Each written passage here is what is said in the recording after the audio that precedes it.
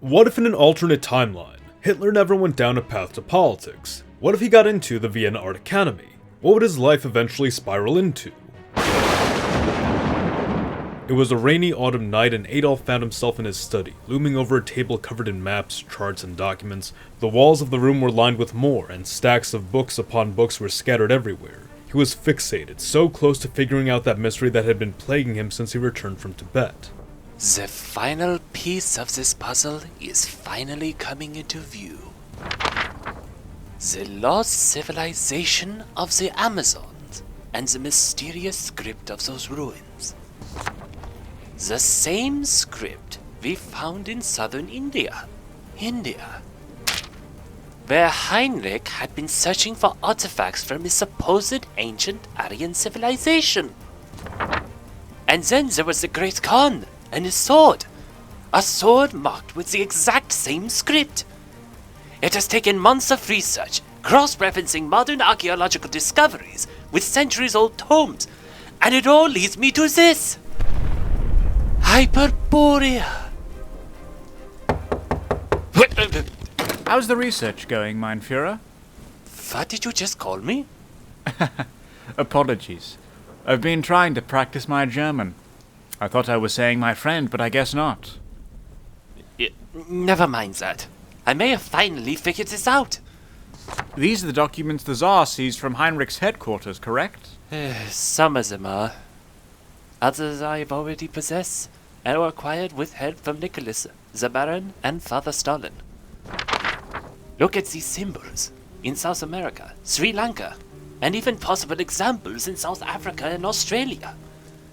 What do they say? That's what had stumped me so long. This is a long-dead language.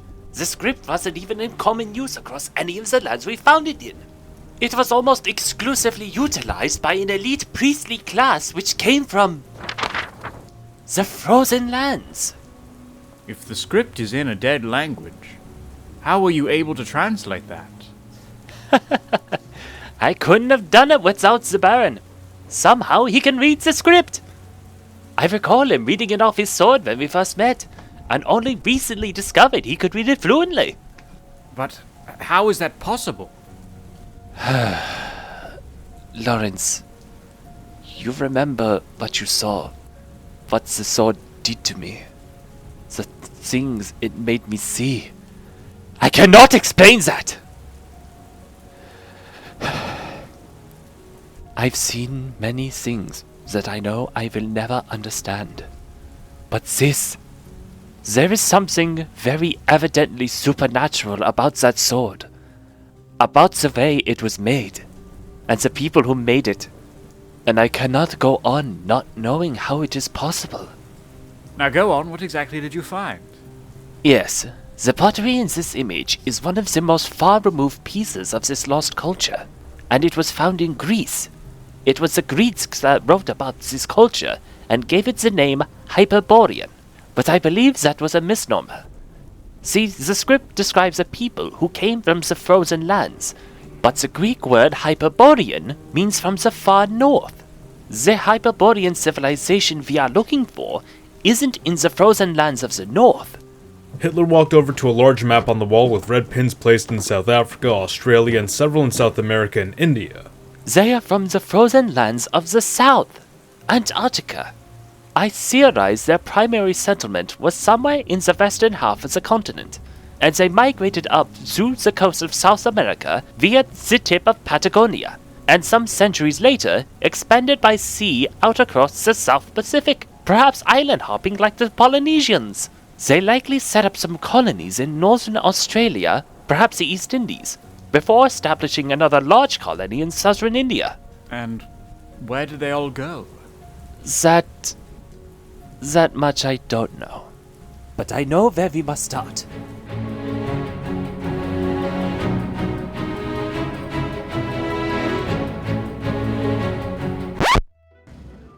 You are asking me to abandon my duty to train the Tsar's armies so that you can explore the wasteland of the Arctic? My answer is no. But you might be the only living person on Earth who can still read the script. What will he do if we encounter more writing? The Baron grumbled in annoyance, walked off to a table and scribbled on a piece of paper, handing it to Adolf. Here. It's a list of the most common words and their translations. If you find anything else, just write it down, take one of your photographs, and bring it back to me when you return. I have work I must return to. That's unfortunate. Well, Lawrence, I suppose it's just you and me this time around. Unless Mallory would be interested in tagging along. I do believe he's not due to return from his climbing expedition for at least a few more weeks. I will warn you though, my expertise is in deserts, not tundras. I'm not sure I'd be of much help. Nonsense! You're an excellent archaeologist and an experienced soldier. More importantly, you're a friend. With a world as mad as it is today, good friends are more precious than gold. That's quite kind of you, Adolf. But I will need to abstain from this journey. The situation in England is growing worse by the day, and it demands my attention. But I do believe I know who can help you. Do you remember that Belgian gentleman who served as your media correspondent during your journey into the Amazon? Edward Degrelle? Lawrence, I think Edward might be a bit too far along in years for a journey like this. No, it's Edward's son you should speak to. Young Leon is a bit of an adventurer himself. His father's journal even published these little comic strips about his exploits, which were really quite enjoyable. That aside, he may be precisely the person to help you on this mission. And so Adolf set off for Belgium, expecting to meet with his old friend at the editorial office, but upon arriving found the building shuttered and the sign hanging in disrepair. Concerned, Adolf knocked on the door to see if anyone was home. A young man answered. You must be Leon Degrelle.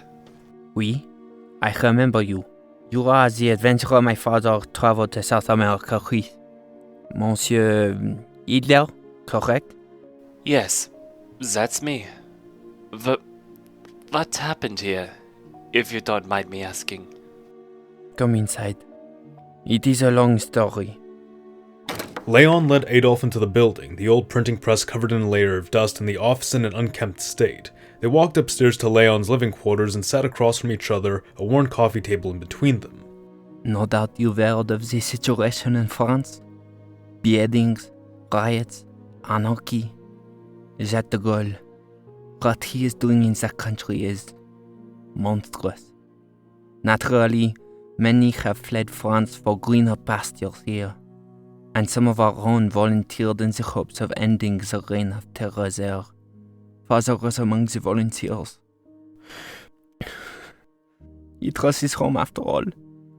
But that wasn't even why he went. He was worried what would happen to us here in Belgium if it was not stopped. He did not come back. The economy here has suffered as a consequence of the situation in France. And without father to run the paper, we have had to shut down. I have tried doing what I can to provide for mother and myself, but it gets harder by the day. Adolf was moved by Leon's plight. It brought him back to where he was not too long ago in the aftermath of the war, lamenting the destruction and poverty inflicted upon Germany. He was determined to help this young man. I assume you came to see my father, so I'm sorry to have to tell you. He will be of no help to you, and I could offer you some refreshments, but as I said, we are having difficulty putting food on the table as it is. I think fate may have brought us together at just the right time, young man. I did not, in fact, come looking for your father, rest his soul. No, I came here for you. I have heard of some of your exploits. Adolf pointed out one of Leon's comic strips on the table. It seems you and I are not too different. Those were flights of fancy, Monsieur Hitler. And I should remind you it was often your fellow Germans from whom I often found myself fleeing for my life. While you and my father avoided the ugliness of the war, I lived it. Whatever you read in those comics we published, believe me when I say it was far from whimsical. I'm sorry you went through that, Leon. But perhaps there is a way I could help you. An opportunity, if you are willing to hear me out. Reinhard, I suppose I have little else to lose. I am planning an expedition beyond the abilities of most men. And if what I've heard is true, you may be one of the few people who can help me. I will compensate you generously. In fact, I will provide you enough in advance to ensure your mother can live comfortably. And more than that, I will give you the opportunity to breathe life into your family's business once again. How can you promise me all that? Adolf reached into his coat and Leon reflexively reached for his handgun but stopped as Hitler dropped a small bag of gold and Russian coins on the table between them. I have no shortage of resources. Okay. You have my interest. What exactly is it we are doing? An expedition to Antarctica. I have confidence that what we will uncover is perhaps the greatest discovery in the history of mankind. I am offering you more than just money.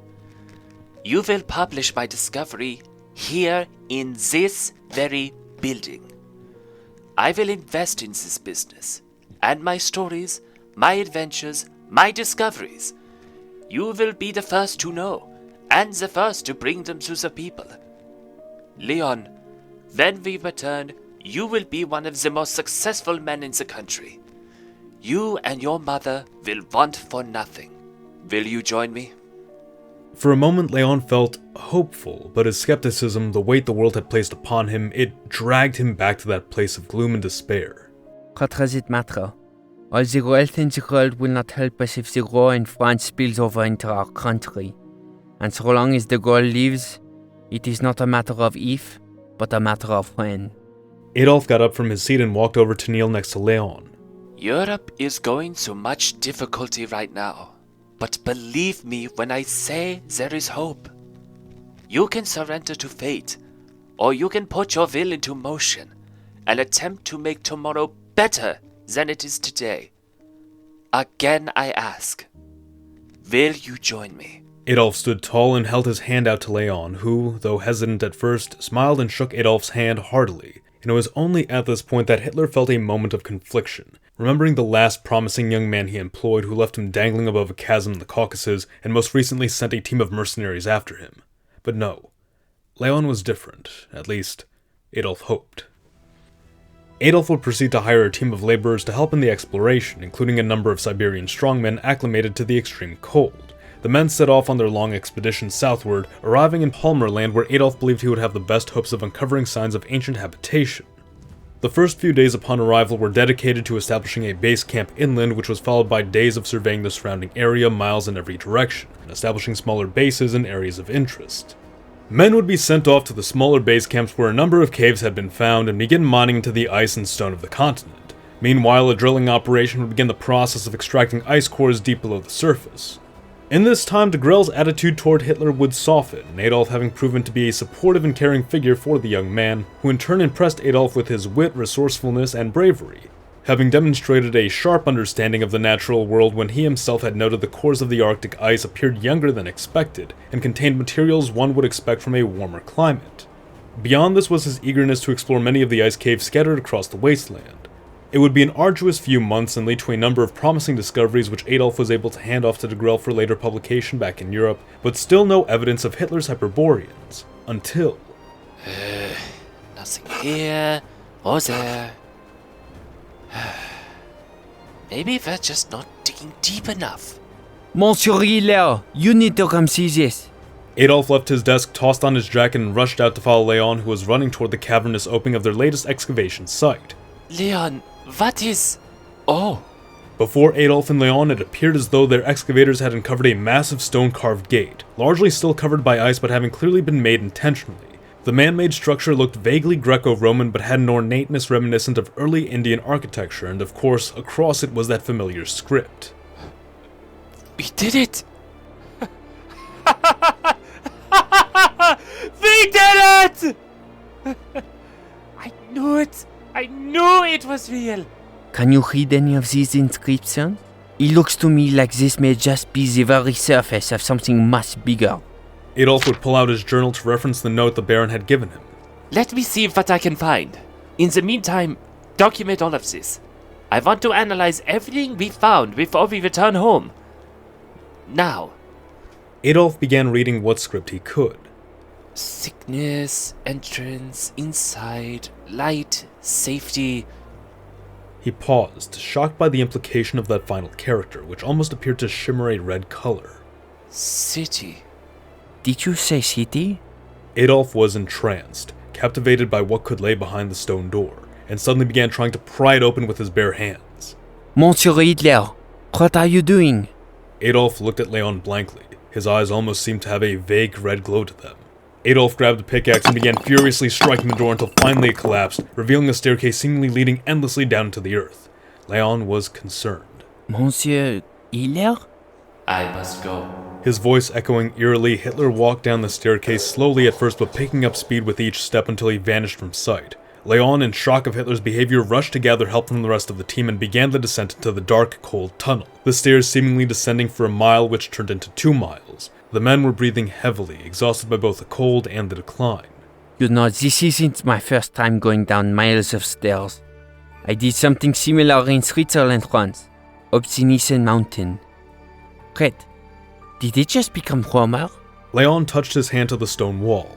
This climate feels almost temperate. The men would continue to descend until finally they caught a glimpse of light which grew brighter the further they descended until finally the light opened up into a vision, something beyond belief. As they stood on a cliffside at the very end of the stairs, they were looking out at a forest, a lush green forest, and beyond that, a cityscape. Towering structures seemingly built out of crystal, and most astoundingly of all was a glowing sphere hanging above the city like an artificial sun, circled by rings upon rings like a gyroscope. Mon Dieu. Leon stood there taking in the captivating scene but remembering the urgency of needing to find his friend. The men descended down one final flight of stairs along the cliffside onto what seemed to be normal ground, covered in a rich dark soil, littered with small crimson plants with an odd bioluminescent glow. Fascinating. Nearly everything I'm seeing defies my understanding of history. This continent was supposed to be covered in ice for millions of years, long before the time of man. That gate alone left that belief in question. But this? This is an advanced civilization which has seemingly cut itself off from the rest of the world since the dawn of recorded history. Leon continued thinking out loud as he marched forward toward the city. But some people must have remembered them. The Tibetans spoke of Shambhala, the Mayans of Xibalba, Patala to the Indians, Avaiki to the Polynesians. Even our conceptualization of hell as a place beneath the surface of the earth. It's almost like something from long ago keeps reminding us that there might be something down here. And we just found it. Finally they reached a stone road, and Leon, along with a volunteer and a pair of Siberians, walked through the streets of the eerily quiet crystal city. There were clear signs of panic. The streets were littered with a myriad of objects Leon couldn't name. What appeared to be tables were overturned, broken crystals laid strewn about, and most shockingly was a large, sleek silver object which appeared to have fallen from a great height.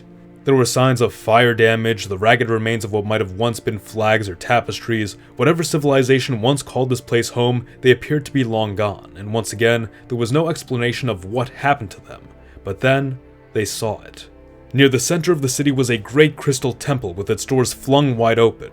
Making their way inside, they found mounds of bones, what appeared to have been once men in robes, clearly human but vaguely something else. The walls were lined with shelves which contained hundreds of crystal tablets inscribed with more of the Hyperborean script, perhaps a history of the civilization or some kind of religious archive. It was then that Leon heard a distant voice echoing through the temple. That must be Monsieur Hitler. Men, spread out and look for him. And do not disturb any of these artifacts. We must document all of these first. Adolf was in fact in that building, in the most sacred room of the temple, a room dedicated to an ancient entity known only as the Master. This room beckoned to Adolf and quite literally spoke to him, showing him things he couldn't understand. Somehow, by the same mysterious power in the Sword of Empires and the power currently projecting knowledge into Adolf's mind, he could now understand their language, he could read their script as easily as the Baron could. Once, many millennia ago, this land, what Hitler called Hyperborea, was known to its people as Agartha, and it was a paradise.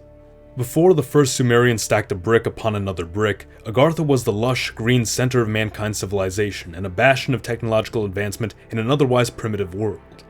In time, the Agarthans grew sympathetic for the state of man beyond their borders and took it upon themselves to colonize and civilize the Fertile Crescent, the Nile Delta, the Indus River Valley, the Tehuacan Valley, Zanya Valley, and along the Liao, Yangtze, and Yellow Rivers, among others.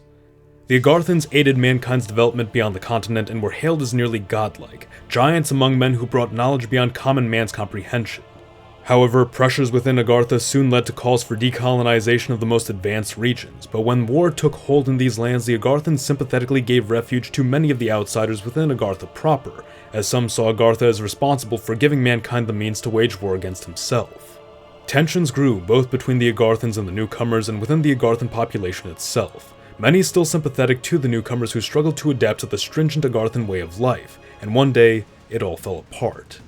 In around 1900 BC, a pair of outsiders from the Aryan tribe stole two of Agartha's three most sacred and dangerous artifacts, the Sword of Empires and the Scales of Power.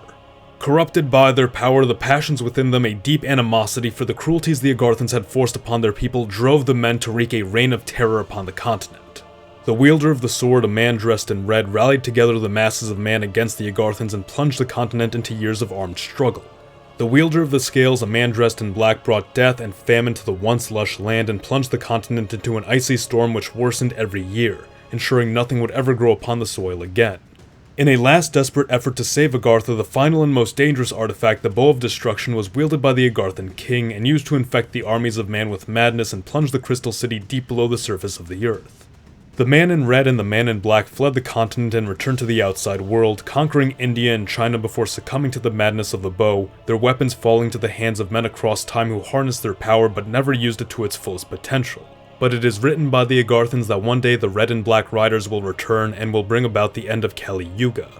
The Agarthans were not spared the effects of the bow either. The king's desperate use of the bow's power to drive the city below the surface had left the Agarthans on borrowed time before the effects of the bow overtook them. It would take years, perhaps even decades, but inevitably they would be cursed to be the last generation of Agarthans.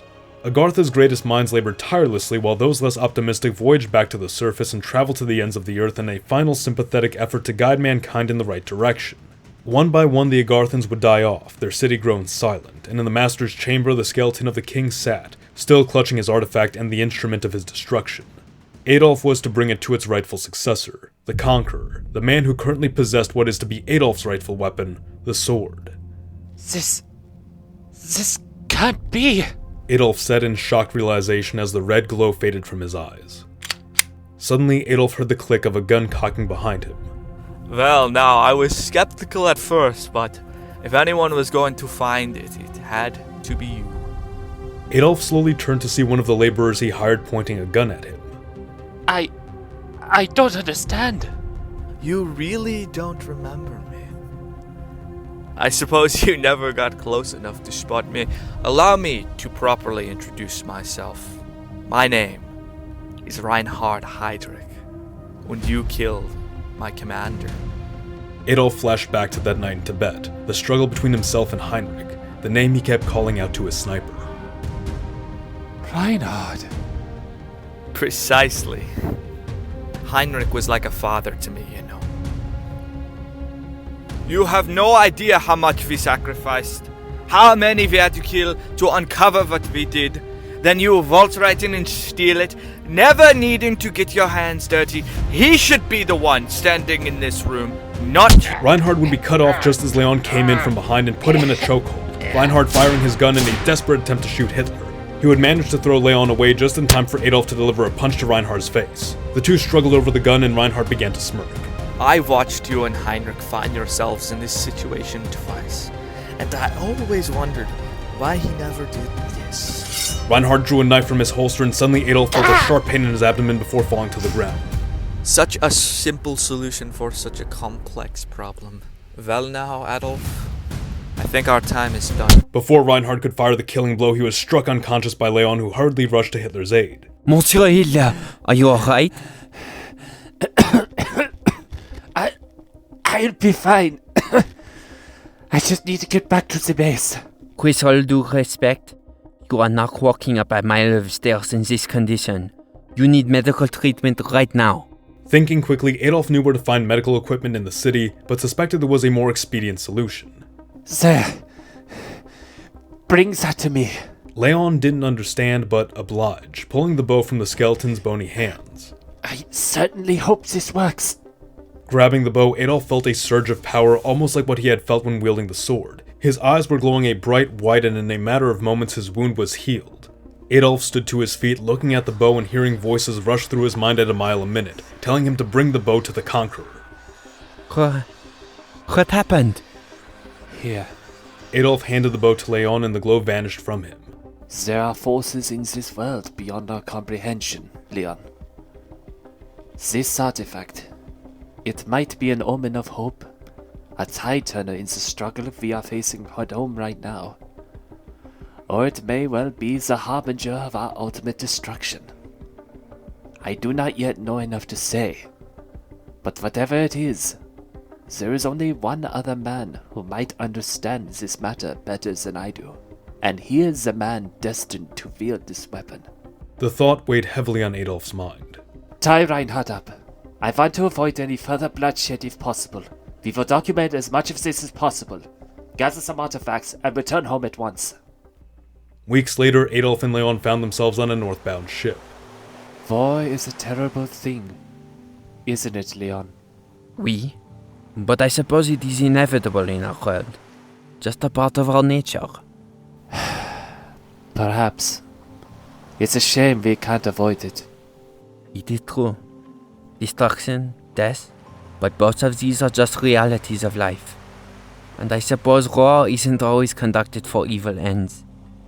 Sometimes there is righteous war. Sometimes there is much evil in the world. And it takes the unity of good men to stop it. Do you think I am a good man, Leon? Of course, sir. Why do you doubt yourself? Adolf just looked out at the water, thinking to himself, feeling a strange mixture of fear, worry, but also a hope for what the future might bring.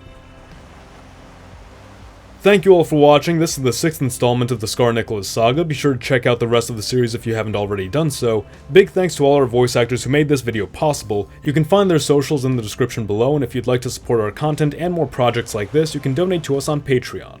The US of Z thanks for watching. Mr. Z, out.